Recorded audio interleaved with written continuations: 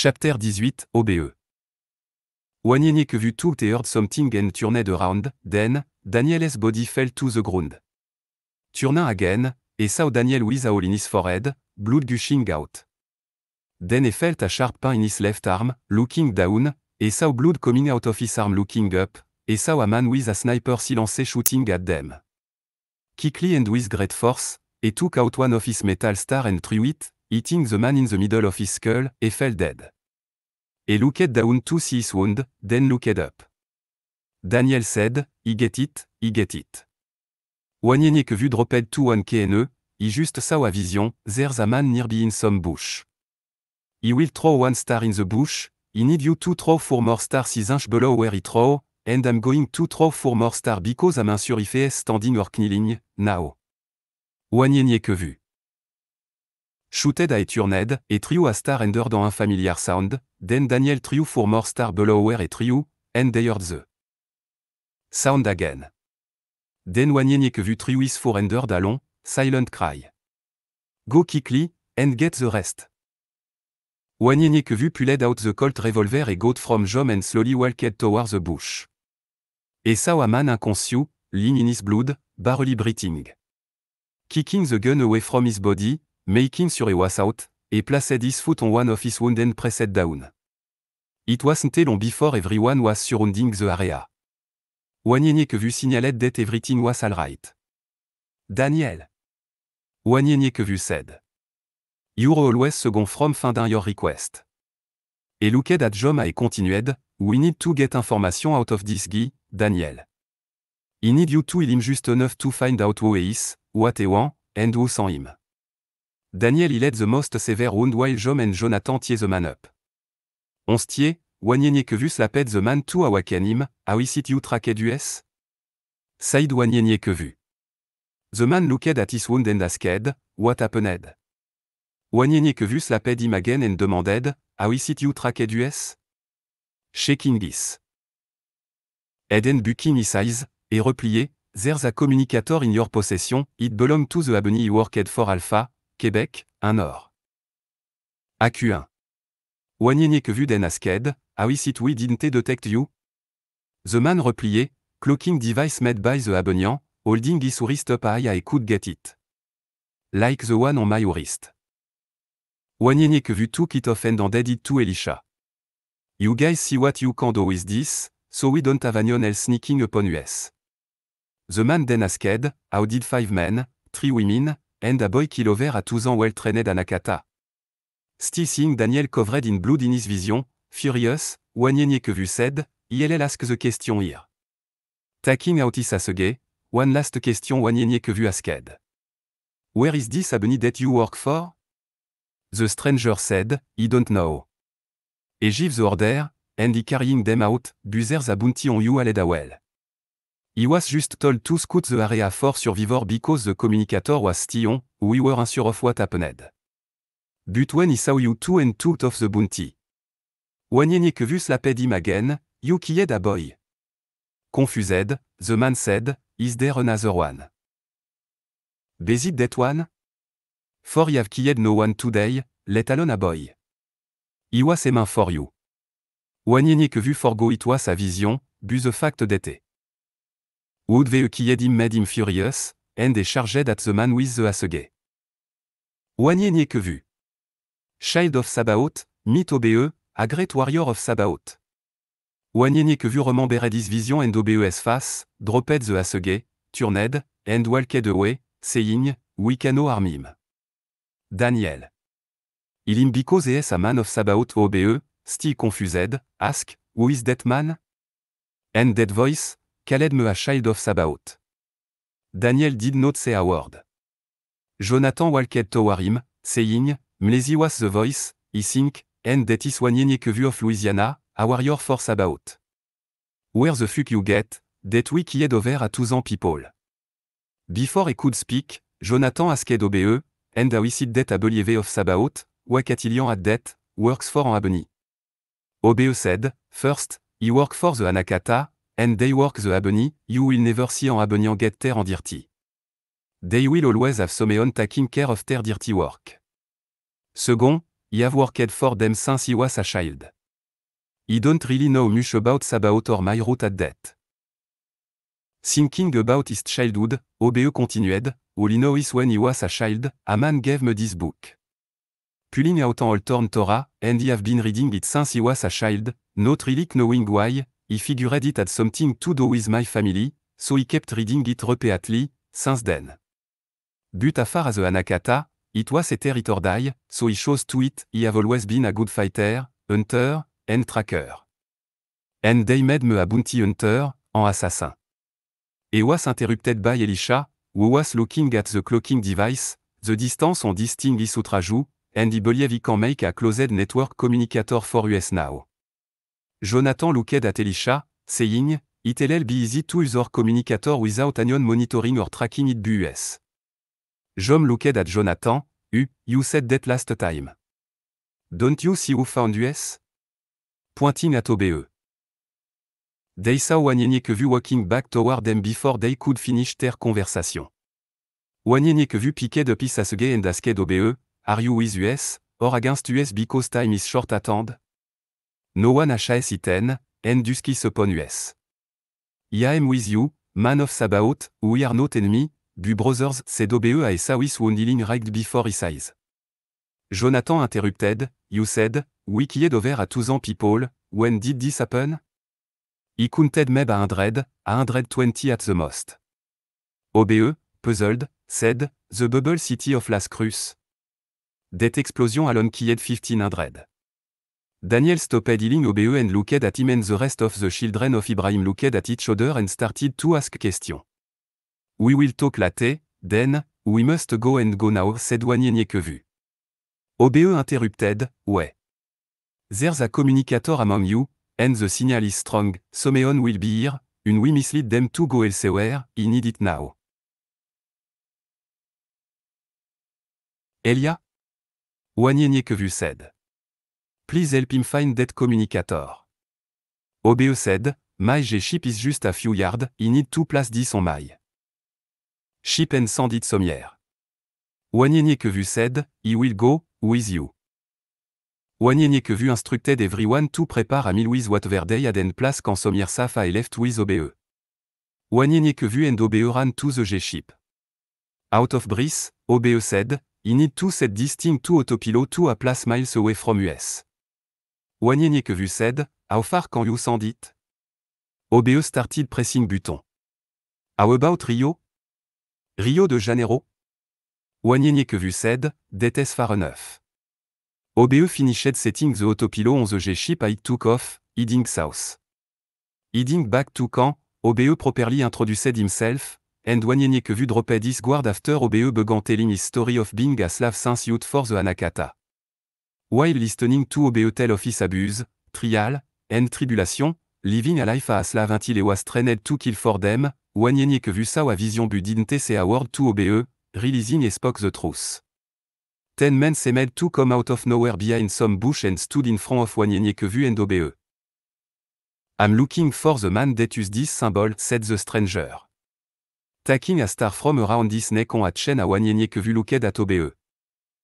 OBE said, I know not of this symbol nor who you are looking for. OBE said firmly and boldly to the man. Who are you, and what is it you want? The man said with content, you are OBE, a slave assassin for my father, I know of you, but you do not know me. Now, tell me of this symbol or die, slave. Wanyenyekevu was now angry over the things the man had just said to OBE because he had already seen the conversation in a vision. But OBE replied, I am nobody's slave, anymore, who is your father, and what is it you want with this man? The man smiled, my name is Nikon, and my father is Wadipu, and I look for the murderer of my youngest brother, Aslan. Wanyenyekevu recognized the name, may I see the symbol which you ask about? Handing the star to Wanyenyekevu, Nikon said, this bullshit here, do you know it, for my fight is not with you yet. Wanyenyekevu smiled, your fight is with me, for this is mean, and threw the star into Nikon's skull, killing him. His body fell to the ground dead. Wanyenyekevu said, now, I have killed 2 evil brothers with 1 star.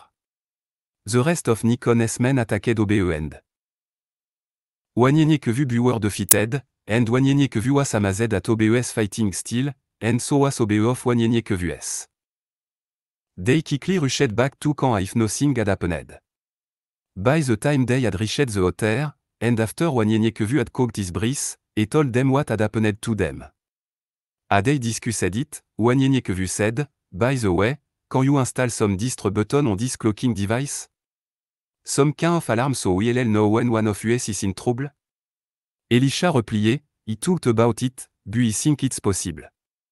Looking around, he asked Jom, he see a splendid meal, but where's the can and the horse? Pointing to two small poles that were standing in the lake, he said, you said safe, the can is underwater, and no its signature can be traced under there. Wanyenye que vu smiled, that sounds like a safe place. OBE looked at Elisha, you have a misconception about this its signature. The trees in this part are not thick enough. Although the water is a good idea, we may not be deep enough. However, it is a good idea. He will help you understand a lot of things in how we travel together, but for now, you need to cover it with mud. Wanyenye que vu looked at Grace, will you do us the honor? OBE looked on in amazement. How? How is that possible? They said, we will tell you later. Everyone settled in the cube, ate, and went in for the night. Wanyenye que vu tell Grace, he know you are tired, but he need you to run about 100 miles south and return, just off your tracks. Grace left, and Wanyenye que vu was about to speak when Grace returned in second, done. Wanyenye que vu shook his head, it's been a long and a busy day, at that, we'll sleep in for a little longer and get plenty of rest, we will only have a half day journey to Silver City. OBE waited until Wanyenye que vu was finished talking and asked, pointing at Grace, you mean to tell me she ran 100 miles and back in a few seconds? Wanyenye que vu said, and dusted her footprint, s'about isable, we shall talk later. For now, we are all tired and must get some rest. Wanyenye que vu walked into the camp, looking at the fish above him with his flashlight, saying to himself, a glass bubble, this is just beautiful. Everyone was sound asleep, and OBE later confused I asked himself, I have been a slave all my life, killing for a people he hate. Killing my own. How am I supposed to live my life now? What? Who was that voice calling me a great warrior of Sabaoth? Question fied he said, and for the first time in his life, he felt a tear fall from his eye. Crying himself to sleep, he whispered, Sabaoth, help me. No tower he had fallen asleep, OBE heard a loud explosion that awoke him, surrounded by carnage. Women cried for help as they reached out to him. Another explosion right in front of him where alien-looking creatures were trying to capture him, another explosion and another. There was a cloud of smoke ahead of him. A man's figure walked toward him out of the cloud of smoke. The man smiled at him and handed him a book, and reached out for it. It was the same man who had given him the Torah long ago, but it was it looked today, all and torn, saying, OBE, a great warrior of Sabaoth. Like Joseph and Moses, you had to live amongst your captures to understand them, with great pain comes a glorious reward. Wanyenye que vu and the people you are with is where you belong. Sabaoth HAS long looked after you to bring you here, this is your family now, and this is your home. OBE woke up and started crying, seeing everyone around him was still asleep, he whispered, thank you, Sabaoth. OBE talked about his ship waking up Wanyenye que vu. He think it's with to move on to your destination. He have to think, if he was hunting, he would have searched and found out it was on autopilot and would have gone to ETS last location. It's around 2 am, you still have 5 to 6 hours of darkness, and we can move until it's light. Wanyenye que vu said, he agreed.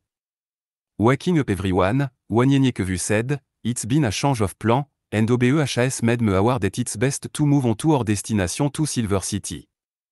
Let's use the cover of darkness to get as far as possible.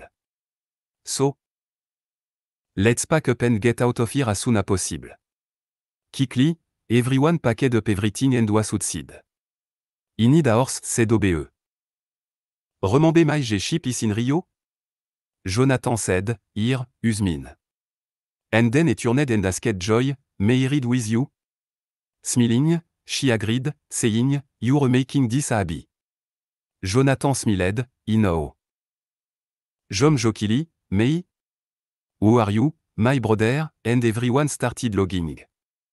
Jonathan embraced, kicked the horse, and started racing toward Silver City, followed by the rest.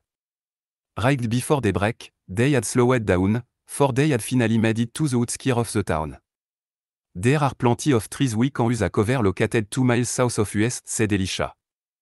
Wanyenyekvu said, that is where we shall go.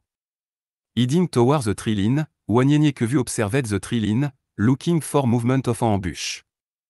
Looking up, he sees an object hurtling down from the sky. IMPI. Wanyenyekvu shouted. OBE, not knowing what was being said, shouted, it is coming straight down from the sky too fast. We need to back up and fast. Everyone backed up a bit, and it slammed into the ground, sending dirt and debris everywhere, after the dust. Settled, an enormous door, 50 feet in height, stood in front of them. The door slowly opened, and standing there on terrors, they looked at each other. Wanyenyekvu said, I don't sense any danger. A signal is horse to go on. I entered the doors, soon followed by the rest. A stranger standing near a table said to them, welcome. Sabaoth has seen that you were weary and is now giving you rest. Come, relax and dine, for no flesh has ever entered even as get. But you must not pass the tree line, for you would surely die. Sabaoth has made this place just for you. Everyone was in a way and slowly got of terrors. Please, sit and dine, for I know there are many questions among you. There stood a very long table with a feast of their favorite food. Everyone sat down and enjoyed themselves as they spoke to the man. Daniel, being the youngest, asked the man, so, who are you? The man smiled, the human tongue cannot pronounce my name. But I'm known Mshika. Wanyenyekvu and OBE, quickly knowing who he was by name, stopped eating and bowed, no Mshika said. Please rise. Seeing the reaction of Wanyenyekvu and OBE, Daniel looked at Wanyenyekvu and asked, who is Mshika? Wanyenyekvu said, we never got that far in the Torah. Es the son of Sabaoth who came to us to see why we were having problem obeying him, so he came down a flesh like us, to see and feel sin. Es or attorney, or redeemer. Daniel asked, what is sin? Mshika said to Daniel, sin is those things that Sabaoth hated. Like pride, lust, greed, and there are many, many more. Like man, everything is sin but they compare sin by their own definition, not Sabaoth. You'll know them soon, for you will become a great prophet for Sabaoth like in the days of Isaiah, for his spirit dwell within you. He turned to the sisters, Grace, Mercy, and Joy, I have named you these names because you are dear to my heart. Then he turned to Jom and Jonathan. 2 brothers that remind me of the 2 brothers who were my disciples James and John. Pointing at Elia and Elisha, also the same spirit of whom I made you. Tears rolled from his eyes, you bring me great joy, for you have obeyed the word of Sabaoth, and you'll make a great and mighty force the world cannot stand. He stood up and said, behold, OBE, your gift from Sabaoth shall be given, and no man will believe it, and Wanyenyekvu en un wavering spirit, a faithful servant of Sabaoth. He took a seat and continued, it is an honor to be here, let us dine together and enjoy one another's company, for it is Sabaoth's will that we do so. Everyone ate and talked, laughter and joy filled the air. Wanyenyekvu asked Mshika, he had a vision the other day and seen this lady a few times, come to think of it. Dressed in ancient clothing. However, she was in a time in know not of, she called herself, Achilamelech? Who is she?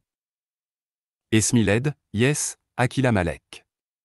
She's a prophetess, a guide of the blind, and the voice of Sabaoth. She will guide your great grandson, Cush, to his destiny, as she has done for your ancestor before you. Her word make me smile, her spirit bring me joy. Truth springs out of her mouth like a well, and she will bring down stronghold with her voice. He paused for a moment, listen to her word because she is not of your time. Many things you will not understand, but your grandson will, it is what turns at to Sabaoth. Out of nowhere, A lady about 6 feet tall wearing ancient African Native American clothing was speaking, it was as if they were there themselves, sitting in the audience. The privatization of prison allows for commercializing the system and shopping it to the highest bidder. Contracts are now given to build prison to the most lucrative building contractor. What then? The selection of place to build the prison or to acquire prison already built and modify them. Of course, the South will be the primary region because more Wakatilian live here, and the chance of keeping the prison incarceration rate high with Wakatilian and minority prisoners are the greatest here. Then they'll go to the urban area that also boast of having a large minority population rate and high crime area. Rural area in the South are now being saved and maintained by revenue generated from prison labor and government loans and subsidy. Slavery is now legally reborn under a different name. But due to the depression, private prison are losing revenue because of abandonment by their original investor, backer who are no longer making money off body in sales, as they once did and are now getting out of the business. This leaves the operator of these slave centers with a cash flow problem. So, they are suing the states to get more money. This will lead, of course, to even tougher laws regarding the conviction of prisoners and the release of those locked up. What then? You will start seeing more crime drama and movies designed to condition the mind to accept that we are all potential criminals who have to be ruled over by an elite group who know best and are more rigged than we. And demand for less leniency even for first-time offender and children, as we have seen recently, Judge. Santu prison who sold kid down the river 4 million in kickback. Daniel didn't fully understand, but listened anyway am she turned to him. You will understand and agree in due time, just listen, my son. As she continued. This is not about justice, not even close to justice. It is about profit to the rich who exploit the lives and labor of their fellow humans, even and especially those who may not be viol criminal but simply made bad choices that hurt themselves more than others. These are the majority of your offenders. Sabaoth will have to intervenir, for humanity is no longer capable. While I'm all for justice, law and order, and peace through respect for other right to exist, justice doesn't always come in the courtroom of this land from those who wear uniform or badge or robe. Some it comes from everyday heroes and ordinary citizens who remember they are their brother as keeper. Some it comes from those who realize that justice and law are not always on the same side. And some injustice happen in the centers of law by the hand of those who are supposed to repress both. The innocent often get convicted. And the guilty some go free. Proof that money and profit is often the driving force in our criminal justice system is the dozens of cases where innocent people are known or found to be innocent when they are locked up, yet are forced to go through tons of red tape before they are set free. If prosecutors were anxious to set the innocent free as they are to lock up the guilty, it would be a testament to the system as fair. But often, the process is more important to defend than the people they invented it to protect. We seem to, in our society, have forgotten that because something is allowed doesn't make it right. The trans-African slave trade and slavery was allowed, it was neither moral, just, or right. Because something is, doesn't mean it should be. Because something is a fact doesn't make it the truth. That is when what we create become greater than ourselves, we are setting ourselves up for chaos. The framers of the Constitution said that laws are only to be maintained when they justly repress the will and interest of the people. But the laws are never greater than the will of the people, they were created to protect. Nor are the people elected or hired to repress those laws. The voice of the lady faded out. Mshika then said to Wanyenyekevu, your descendant heard her voice, and the spirit of Sabaoth led their soul. Because men became evil during this time, they separated the men from women, and children separated from their parents. Respect died, and many killed each other for no reason. Women were given praise for leaving their husband, and soon after, women said they didn't need men. And the child was taken from their father and given over to the state to be raised a rebellious people. But her voice was the one crying in the wilderness. Grace was in tears. YHS Sabaoth allowed such cruelty to happen to his people. They have forsaken him and chased another, like a cheating wife, Mshika said. Only a handful worse haved and returned to their first love, but they had to be punished for living in the first place, through the fire, for only fire purify. But be of good cheer, because of their obedience, you were blessed. Silenced covered the room, and they finished his meal and said, enough for now, please eat and rest, for you must be on your way tomorrow. They all talked amongst themselves all day, and Obe took a walk. Looking past the tree line. Wanyenyekevu saw him and walked up to him. Obe turned and saw Wanyenyekevu, smiling, he would be happy when he walked those golden street with no more pain, no more sorrow, and no more tears. Wanyenyekevu said, yes, just to be so close give me shy. Obe turned to Wanyenyekevu, well, let's make about pro of us, and do his will. Wanyenyekevu and Obe returned to the table and continued talking about their situation and everything they saw that day until they finally fell asleep. They heard a voice, rise and prepare to be on your way. It was Mlezi. Obe bowed. Mlezi looked at Obe, no, my friend, rise and give about the honor. Wanyenyekevu looked at Obe. And Obe whispered, that is the old man that gave me the Torah all those years ago. Mlezi continued, a week has passed since you left, those who seek you are long gone and lost to your whereabouts. Prepare to live and stay at your location for a week, in which time Obe you must perform a holy jeûne and receive your gift. Joy whispered to Jonathan. We were only here overnight, how has a week passed? Mlezi turned and smiled at Joy, time doesn't exist here. The large doorway opened, standing by the door it opened stood Mshika, with a big smile, there will be times where you shall need my help, and only during point de Dieu will you be able to receive the full power of Sabaoth. Just say in Mshika's name, and he shall defeat your enemy before you. Mlezi grabbed Joy and Jonathan by the hand, Sabaoth is pleased to see your love for one another and has blessed it. Et turned to Wanyenyekevu, and has given Wanyenyekevu approval to marry you too. Joy blushed, and Jonathan smiled in embarrassment. They all were happy for the two as they walked out of the large doorway. When they all had passed the doorway's entrance, it disappeared. They were in front of the tree line if they had just come out of the forest. So, they turned around, hid into the tree line, and vanished into the woods. Wanyenyekevu said, he will marry you too, after a week, after Obe's jeûne. Looking at Obe, you must perform your holy jeûne while starting tomorrow morning and raise his voice for everyone to hear. To everyone else, you may jeûne or do you feel filthy. And they all agreed to jeûne together with Obe the next day. Elisha and Jonathan worked on some of their equipment through the day while Elia, Wanyenyekevu, Daniel, and Jom were hunting, and the three sisters discussed the wedding. Obe lay on the ground thinking about what had just happened and drifted off to sleep. For the first time in his life, he felt peace, he felt serenity, and it was a feeling he never wanted to end. Laughter awakened him. The men had returned, and they all were sitting around talking. Sorry to awaken you, Obe, we were just telling stories of our past, would you like to join, said Jom. Obe replied, I don't know anything from my past, but he was born. Pulling up his shirt and revealing his shoulder. With this mark on me. Wanyenyekevu looked at the marking and said, that is the Seminole tribe marking, but I'm not aware of your clan. In Native American history, many would mark their children with their tribe and clan after 1 week along with circumcision if he was a boy. Pulling up his shirt sleeve. This is my tribe and clan. The Seminole are mostly in Florida, but a few are scattered here and there. I think Oklahoma has a large population and a long history of them as well. I'm familiar with John Horse and the Black Seminole. They created the largest haven in the South for runaway slaves during the 1800s.